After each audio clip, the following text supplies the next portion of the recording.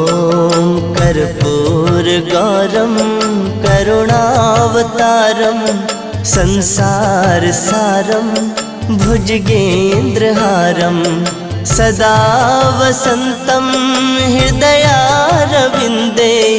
भवं भवानी सहितं नमामि भवं भवानी सहितं नमामि।